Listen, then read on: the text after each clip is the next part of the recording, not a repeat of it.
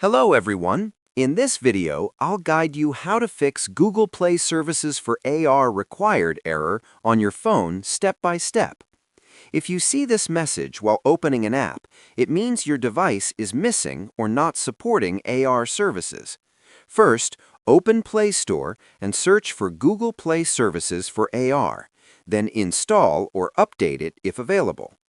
If you don't see the Install option, it means your device may not support AR Core. Next, go to Settings, open Apps, find Google Play Services, tap on Storage, and clear cache to refresh it. After that, restart your phone to apply changes. Now, check for system updates in Settings and install any available updates to improve compatibility. If the issue still appears, try reinstalling the app that requires AR. Finally, open the app again, and if your device supports AR, the error should be fixed and everything should work properly now. Subscribe the channel for more videos.